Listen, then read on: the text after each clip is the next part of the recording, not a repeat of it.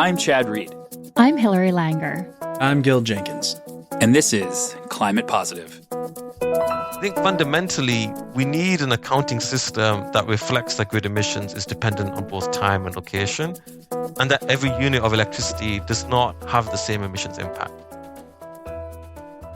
More than 90% of Fortune 500 companies report their emissions under the Greenhouse Gas Protocol, or GHGP, which supplies the world's most widely used greenhouse gas accounting standards.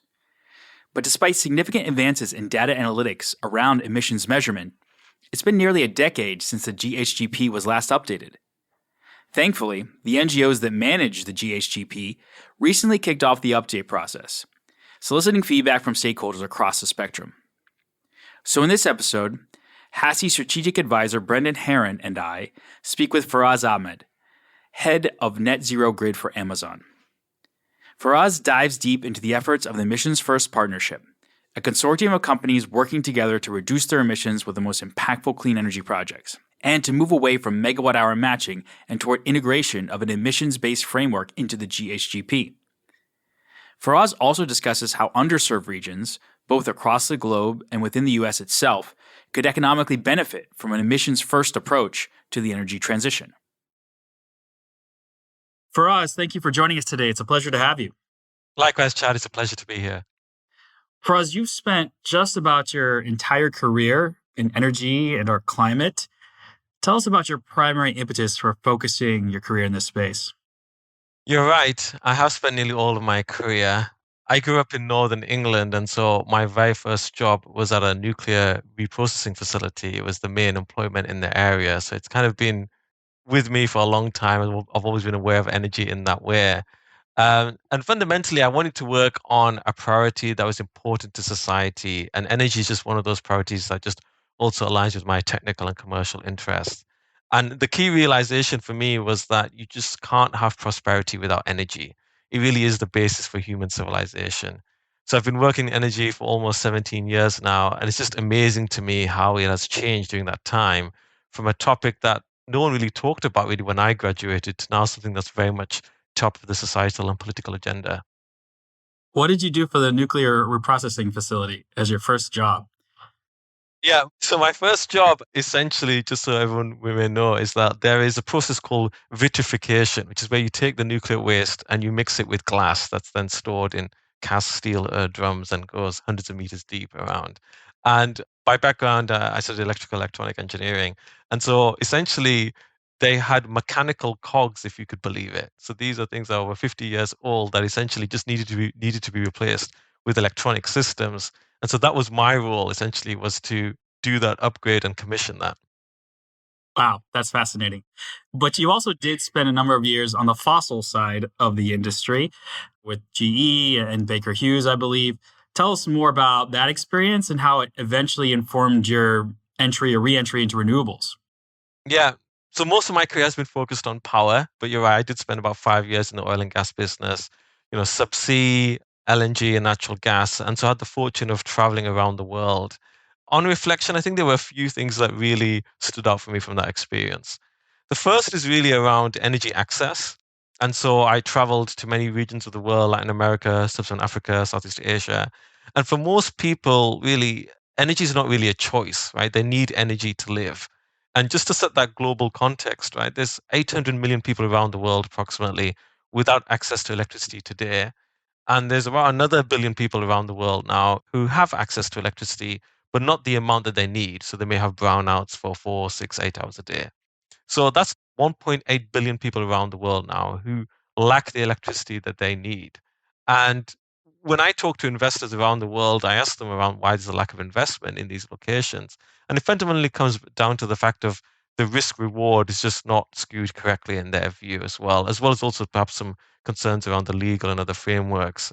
So for those people in those locations who are developing coal plants or developing natural gas fields, etc., it really just is a matter of survival, and they have to try and develop these resources to develop their civilization in the area. The second aspect as well, which I think is really relevant to this energy transition, is regarding human capital. And we should not estimate the need for talent. There's going to be a need to essentially refocus the skilled workforce that we have into the clean tech, climate tech sector. And the oil and gas sector has a lot of technical and project management and other relevant capability as well. I used to work in offshore drilling, and I remember that if you look at the challenges that they're facing, they're drilling 20,000 feet down beneath the ocean, hitting the seafloor at extreme temperatures, extreme pressures. And that's similar to the height at which a plane flies above the ground, and they're drilling right 1 meter by 1 meter square, right? So incredible technical precision. And that's the kind of talent and capability that we need now to really accelerate the energy transition. And thirdly, I think from that experience as well, the other aspect that really stood out for me was around how it's not just change, but it's the rate of change that matters. Right? I was involved in digitization and on implementing satellite monitoring for offshore oil rigs after the BP Macondo disaster, where we needed to get better data and monitoring on these critical assets. And while often there was extreme or very high level sponsorship from C-level and other executives as well, when it actually came to the implementation, it was actually very difficult and very slow as well, because there's a certain process, a certain culture around do things that may be very applicable in certain oil and gas contexts, but not perhaps if it's just a more simple electronic or software upgrade as well. And so that rate of change really stuck out to me as something that I felt that that rate of innovation was really the issue. And that's something that's also stuck with me from that experience. Great. Well, as we try to expand energy access while at the same time accelerating the rate of decarbonization across the world, and very important aspect and driving factor in this is what's called the greenhouse gas protocol. Now, many folks may not know much about it. So could you talk to us a little about the greenhouse gas protocol, or GHGP? Why was it established, and what impact has it had with regard to corporate procurement of renewables? Yeah, so the Greenhouse Gas Protocol is essentially a guidance that governs the way how many corporates report the emissions footprint. And it's divided into scope one, scope two, scope three, which we can also discuss and define as well. And essentially, as sustainability has risen up the agenda, it's very much become the resource that regulators and other entities go to ensure that there's a standardization or harmonization of reporting. And something quite significant happened over the past 10 years or so, whereas if you look before 2015, the amount of corporate renewables was actually very small, so less than a gigawatt cumulatively. And since 2015, there's essentially been just an explosion in demand. So now, when you look at Bloomberg data in 2021, there was over 31 gigawatts of corporate renewable procurement globally that occurred. And there may be other things as well that happened. Obviously, renewables has become much more cost competitive. One of the things that has, I think, contributed to that is around where in 2015 there was an update to the protocol where this introduction of what's called a market-based method, where corporates could actually use their procurement as a way to reduce their scope 2 emissions. And overall, I think I would just summarize and say it's just been a huge success story, right? We want more renewables added to the grid. I've heard from sources that I think from SEBA that over 35% or 30% or so of renewables now being added to the US grid is a direct consequence of corporate offtake. So it has most definitely been a huge success story. So, scope two, which is where the corporations measure their own usage, has clearly been a success, as you just stated. But there's also some problems with it. Maybe you could explain a little bit about what the problems are with scope two? Yes, let me try and expand on that. I think one of the key developments is that we've got better grid emissions data. I think the protocol can improve because now we can actually better measure emissions, and that's the objective here. Under the current guidance, a megawatt hour of renewable electricity counts towards reducing a megawatt hour of load in the same market of an organization's electricity consumption, regardless of the time or makeup of the grid where the renewable electricity was generated. Therefore, there isn't a common way to account for where new renewable energy projects will have the greatest impact. If, on the other hand, we measure emissions data, we can account for the emissions that are displaced by renewable electricity generation and create more of an incentive to invest in emission reduction measures where they are most acutely needed. Without this more granular data, organizations will tend to procure renewable electricity in areas where it's easy to transact. And that results in oversaturation of renewables in certain markets, which reduces the amount of avoided emissions and causes underinvestment in markets that most acutely need those renewables. Fundamentally, we need an accounting system that reflects that grid emissions are dependent on both time and location, and that every unit of electricity does not have the same emissions impact. So today we're measuring emissions reductions by the megawatt hour. So you're trading off a megawatt hour renewables versus a megawatt hour of conventional power usage. And what you're saying would work better would be to move to a emissions-based version so that we're measuring the emissions of the conventional power and the emissions reduction of the renewables and matching those up. Is that what you're saying? Yeah, it's essentially a new dimension. I think the best way to describe this is just with a couple of examples. Going back to my point of how time and location matter, under the current protocol, a business that consumes electricity in Wyoming can sign a PPA, a power purchase agreement, in Texas to match the electricity consumption. If that volume of electricity procured in Texas equals the amount consumed in Wyoming, then they are assumed to have the same emissions impact. Now that the data landscape has matured, we now have data showing that in reality, there are significant differences in emission intensity of the grids between these geographies. And secondly, in terms of time, as an example, under the current protocol, a business that consumes the majority of the electricity during the day can report a market-based emissions total of 0 by purchasing an equal volume of renewable electricity from a local wind project in the same market that produces its electricity at night. So really, the emissions impact of the consumption and generation differ throughout the day, even in the same market, and therefore that should be accounted separately. So to your point, Brendan, right, if you think of our dimensions, you've got dollars, megawatt hours. And so by having a third dimension of emissions now, and understanding and measuring the emissions impact of that consumption and the procured generation, we're having a better understanding of the impact that we're having.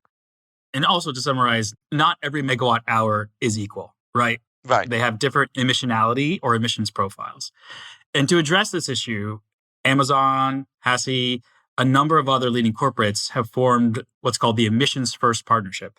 Faraz, you were instrumental in bringing this partnership together. Can you talk to us about what it's trying to achieve? Absolutely. So first, just an overview of the Emissions First Partnership. It's really a coalition of corporates who are really advocating for an emissions-based framework for Scope 2. And it's specifically from organizations who are actively involved in this, right? Who are actually practitioners and are active in the market today and who understand the challenges related to it. And the objectives really are to make sure that we want to give electricity users and stakeholders the most accurate view of the emissions impact of electricity. And this in turn should allow electricity users to make really clear, high impact, demand side emission reduction decisions, whether that's be how to operate on cleaner grids, investing in energy efficiency, load shifting, or optimizing the charging of EV fleets. And that should be a scalable framework that's flexible enough and future proof enough that can work for any size company across geographies, across any type of technology as well. Secondly, is also we want to make sure we give clean energy buyers the best possible data to maximize the emissions reductions impact of their procurement. So prioritizing action where and when it matters most, and making sure that every dollar spent is having the maximum impact. And thirdly, we want to give stakeholders confidence that emission reduction claims made by organizations are really accurate and impactful. And that will incentivize a much wider range of corporate actions across not just procurement, but also load management and other methods to effectively address emissions.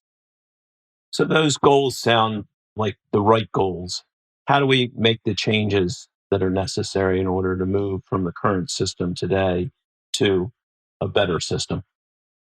Right. So this is how do we actually make it happen? And that's important. I think first of all, we need to ensure there's consistency in methodology, right? And we can talk a little bit around some of the metrics and data to do that. But one of the principles that I think about as well is that we don't want to constrain ourselves with the data that we have today. We want to define the outcome they want to achieve and then fill in the gaps that we need to achieve that outcome.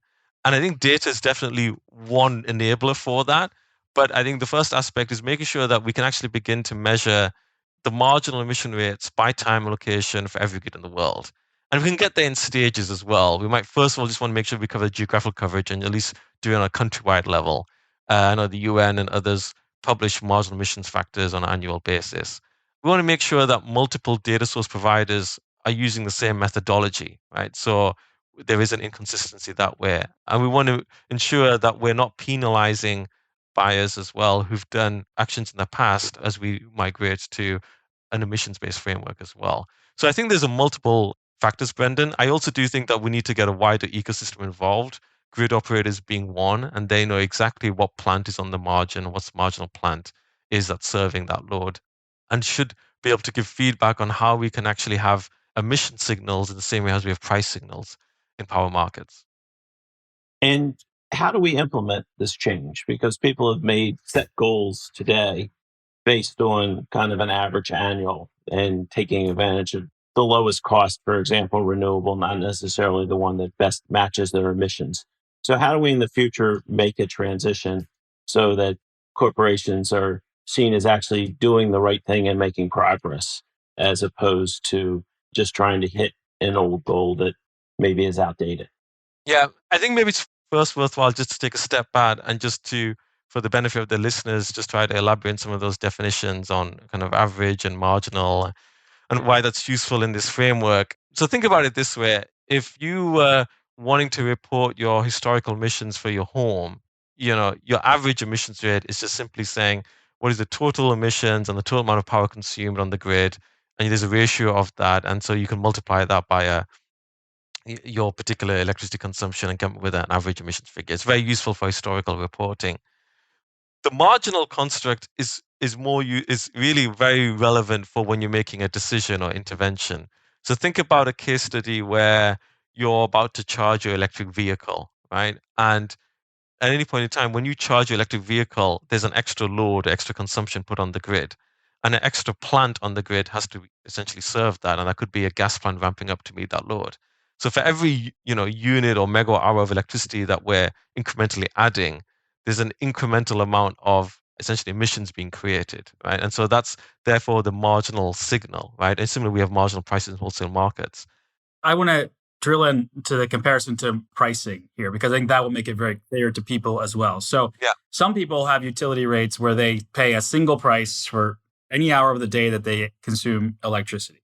Whereas other folks have signed up for time of day or time of use pricing where their price varies depending on the time of day. So if demand is very high, let's say at 4 p.m., their prices will go up, which incentivizes them to use less electricity unless they want to pay more than they otherwise would. So similarly with emissions on a marginal basis versus an average annual basis, you're actually getting that very granular view as to when the emissions are occurring and the location that they're occurring. Is that a good analogy for folks to use here for us? It is, and absolutely. But the only thing I would just add as a caveat is, don't confuse the marginal versus the time granularity. You can have a marginal signal over, say, an annual year, right, which would be very, simple for a small business to report on, is take the annual consumption, multiply by that marginal emission factor. So there is a slight difference, but absolutely, essentially, you want a signal that's telling you if I'm adding load onto the grid, how much extra emissions is being created. Or another way to think about it from a renewables point of view is if there's a renewable project that's generating electricity, for every unit of electricity that's being generated, it's essentially pushing off a fossil fuel plant, right? And so there's an emissions avoidance because had that unit of electricity not been produced, there would have been a gas plant or something else that would have ramped up to meet that load. And so it's always comparing to a counterfactual. But essentially, that's why the marginal framework works, because you're looking at what's the incremental impact of an incremental action, if that makes sense. Absolutely. And we were talking about how do we get to this better place where we are measuring the marginal emissions of every megawatt hour consumed and produced and matching that with consumption and supply accordingly. You were talking about data infrastructure. Tell us a little bit more about what data infrastructure may need to be in place, and then about a transition period that we might need, if any, to get there as well. Yeah. So with the data, I think there's a few things, right? We want to get as granular as possible in terms of time and location. But as I said, we may have to just do that in stages, first cover geography and then going more granular by that. I think the key point is making sure that we've got a consensus on the operating signal, whether it's the marginal emission rate signal, is that actually the right signal that we're doing? Because you're trying to compare with what would have happened had that, say, renewable electricity not been generating. And so for a grid operator, they should be, in my view, have a pretty good idea of that to make sure that there's consistency in those kind of calculations and data provision. So that's one thing on the data. I think in terms of the transition period, I think that there has to be some sort of transition period because we're creating now an extra method for organizations now who are trying to align themselves to this emissions framework, and there may be other organizations who are still continuing on. And so there has to be a recognition that different organizations are at different points in their journey, and that by allowing scope for that ambition while not penalizing other organizations who are still in that journey. And so if we were to have this new data infrastructure in place and a appropriate transition period for people to access it and potentially act on it in alignment with previous commitments and new commitments they might make, how would this impact particularly corporate behavior?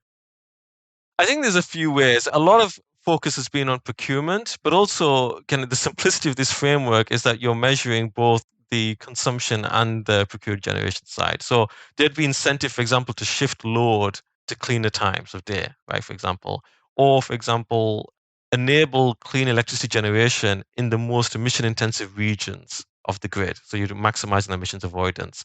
That's something that right now I don't think is really being contemplated to the full extent.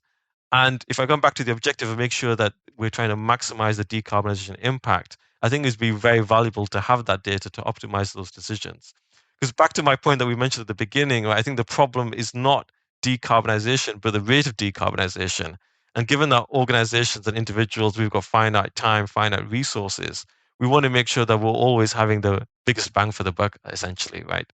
And so we should give the right signals for the actions in the right times and the right locations, as well as also applying it to all technologies. So energy storage and batteries, for example, would be very useful in this context because you could charge when marginal grid emission rates are low and then discharge when grid emission rates are high.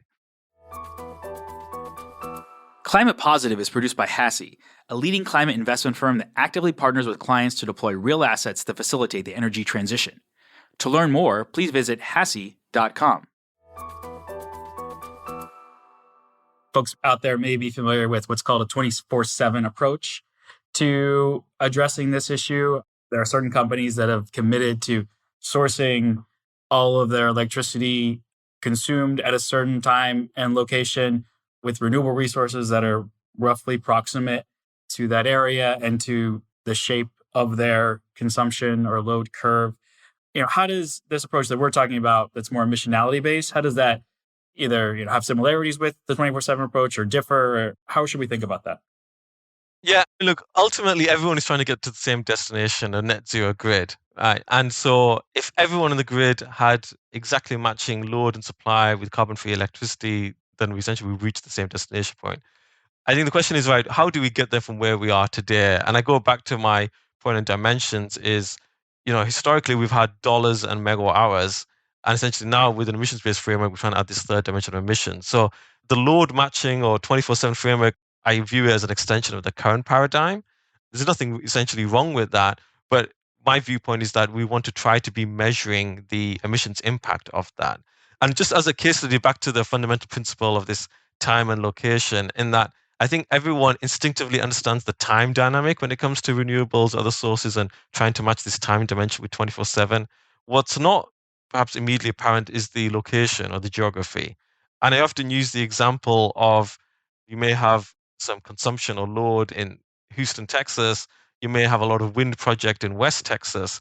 And even though you're exactly matched on a time basis, there is a location difference. And because there's a location difference, we also know the physical reality that there's also transmission constraint as well. And there has to be a gas plant that's to ramp up to serve that load of consumption in Houston. So even though you may be matched exactly well on 24/7 on the same grid, you're not actually at a net zero emissions footprint, right? And I think that's a nuance that's often lost, even when you're on the same grid, is that there is a difference between grid nodes on that same grid, and that does have real world implications, which comes back to the point of we have better data now. And as we have that better data, we're able to now to measure emissions in a way that we couldn't perhaps 10 years ago. And so measuring the emission impact should then actually help us drive towards most optimal decisions. And so thankfully, the various organizations that run the greenhouse gas protocol are in the process of soliciting feedback on how they can improve it. And I know, obviously, the Emissions First Partnership, Amazon in general, HASI as well, many other corporates and various organizations have submitted comments on how the framework can be improved, especially with regard to scope 2. Can you talk to us a little bit about what specifically should happen to the mechanics of how it's reported today and how it can be improved and how this process is playing out? So in terms of reporting today, there's two methods currently. There's the location-based method and market-based method. And this comes back to the discussion we're having around different emission factors. I'm sure now there's a lot of people really now twitching their heads on emission factors and the talk around it. But the thing about the location-based method is it essentially just does not consider anything related to what you're contracting. It's taking your consumption, so on an annual basis, it's multiplying average good emission factor, and you get your location-based method. So it's purely a function of where you're physically plugged in. The market-based method, as it were, is essentially looking at what you've contracted with. So, Brendan, you were mentioning this before. We got your consumption, your volume of that you've procured, say from a renewable energy project. It subtracts the two, you get a remainder, and it's multiplied by what's called a residual emission factor, which is saying, hey, what's the emission factor of the grid when you take out the renewables, right? And so, in the market-based method, it's essentially looking at what are you contracting.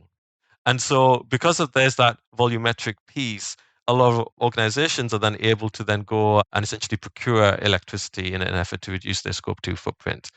With this, essentially, you could add another method, an emissions-based method, which would be saying, actually, how do we actually begin to measure the emissions impact of both our consumption and our procured generation and see the net impact of that? So we measure what we call carbon count, which is the emissions reductions per dollar spent. And it sounds like what you're proposing in measuring emissions will effectively do that because you'll be able to see what the corporation, for every dollar they spend, they hopefully will be investing in the most impactful emissions factor versus at least just a matching or the least impactful as maybe it's happening today because of transmission constraints or things. So today, a dollar spent in a transition congested area doesn't have the same carbon benefit as a dollar spent in an area where there's higher emissions because of coal plants or whatever. And what you're proposing sounds like it will help you move to offsetting the higher emissions factors, whereas today it's just whatever the lowest cost is. Is that a good way to think about it? Yeah, I think it goes back to the point that I think Chad said as well, that every unit of electricity is not exactly the same. And we know that in Wyoming, there's a higher grid emission intensity. And so a clean unit of electricity there has a higher impact. So yeah, we're essentially getting better data of how do you get better impact from all of these actions and the renewable electricity or other actions that are being taken. And what that will lead to is essentially you're maximizing the impact per dollar spent, which is really what we're trying to get to because we're in a race against time. And so we have to accelerate the grid decarbonization. And if everyone was to essentially focus on those areas or times during the day when the grid was most emission intensive, that should be a more optimal way to drive out emissions. So, if others are interested in the Greenhouse Gas Protocol update process, I hope they are after this very in-depth discussion, how could they get involved? How could they learn more and or make their views heard? So there is a website, emissionsfirst.com, and in that, those principles are really clearly laid out. So I'd encourage everyone to read those. And then there is a contact us form as well. So please get in touch. We'd love to hear feedback on these thoughts, on these principles, around some of the concerns that people may have. Again, I think the intention is really a noble one, which is how do we actually give confidence that these emission reduction claims are accurate and impactful and accelerate the grid decarbonization while also allowing, I think, investment in areas of the world or in parts of the geographic areas that traditionally don't get investment. If you were to begin to measure emissions, can that incent capital markets to drive capital to where it has the most biggest impact rather than where it's easy to transact? And that's applicable even in the US as well, right? Because there are certain regions of the US that tends to get more of the renewable investment. I think the thing that fascinates me, what I've heard about you guys, is you have data centers in places where you can't actually impact the grid. They don't allow you to. And it would be better to, in those areas, actually invested in the global south or something as a way to help the world. So I think we could talk about, look, out of that 31 gigawatts, 29 gigawatts of that's happening in Europe and North America. So why is it that those corporate offtake investments is not happening elsewhere, partly it's because the reasons that we described in terms of risk reward, but partly it's because there's not an extra essentially emissions incentive, and the Green Access Protocol essentially saying they should do where your consumption is. It's essentially creating it in those, particular regions. So if we were to try to treat this as a global problem and loosen the constraints of market boundaries and allow then investment and offtake to where it could have the biggest impact, then corporates would have more incentive to, for example, do an offtake in a grid like India or Germany rather than a relatively clean grid like France, which is already very clean because of its nuclear fleet. So that could be something we can address. I think one of the things that's often confused is you can do an emissions-based framework at different levels. You don't need to release these constraints or market boundaries. It can work within a grid or within a location or within a country or globally. But the impact of loosening these constraints is that hopefully you should get capital, in my view, to where it can have the biggest impact. Or there should be more of an incentive because you're not just looking at dollars and megawatt hours, you've got an extra dimension of emissions. And even within the US context, this is valuable because the most carbon intensive parts of the US grid are often in areas that are lower GDP per capita, like maybe parts of Kentucky or parts of Appalachia. Wyoming. Getting capital to parts of the middle of the country that otherwise wouldn't see that investment is not only good for the environment, but it's also good for local economies and job creation. Yeah, absolutely. Well, I'll also note before we move to the hot seat that part of the reason this is also very important right now is that the SEC here in the US is considering a final rule on how and whether publicly traded corporations should report their scope 1, 2, and maybe even 3 emissions. And if we don't get the reporting of scope 2 right, along the lines of what we've discussed, mandating corporations to report the wrong thing could have, negative consequences, environmentally, especially for years to come. So it's important that we get this right now and that we encourage the SEC to as well. Awesome. Well, Faraz, thank you very much. Very substantive discussion. We're almost done here, but first, the hot seat. So we ask for your immediate reactions to the following statements. The hardest decision I've ever made is... to emigrate. I've moved 9 times in my career, maybe even more, but still, that was very hard. One thing I've changed my mind on is... the need for technologies beyond wind and solar. I would emphasize that this is my personal view and not that of any other organization, but I've just come to realize that you cannot achieve a net zero grid without firm, clean power. And that is going to require a range of solutions beyond wind and solar. This issue of the rate of change that I described is such that I struggle to see how we can decarbonize the power sector fast enough and expand the grid to the extent needed without the quantity of electricity coming from a set of technology solutions that will fill the need for firm power. But you don't regret leaving your first job. Is that right? It's funny how you always have to look forward and you never quite realize how what you've done in the past can help you in the future. The person I've learned the most from is... I don't think there's a single person, but there are a few people throughout my career that I've learned a tremendous amount from.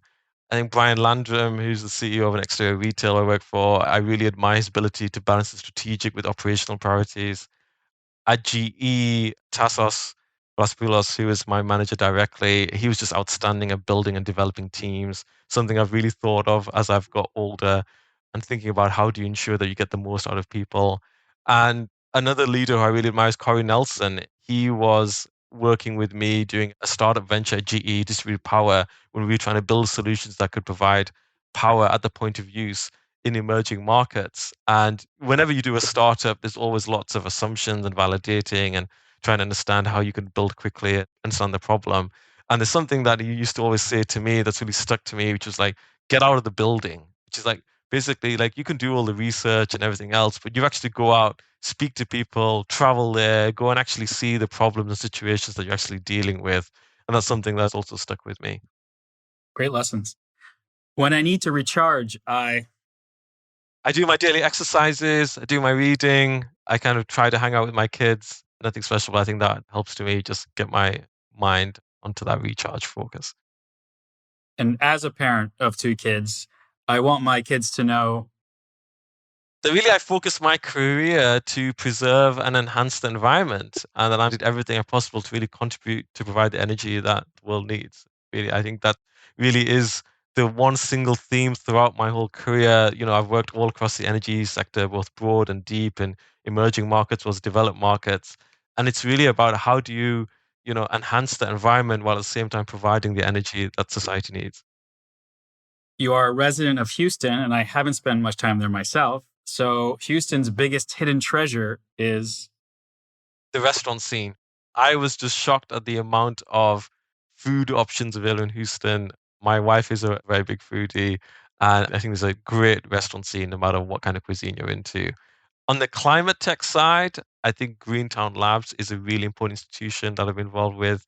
They're incubating a lot of entrepreneurial and angel investor and other activity. And that's really encouraging to see because I think traditionally VC has been really concentrated on the East and West Coast, and developing that clean tech or climate tech entrepreneurial system in Houston has been really great to see.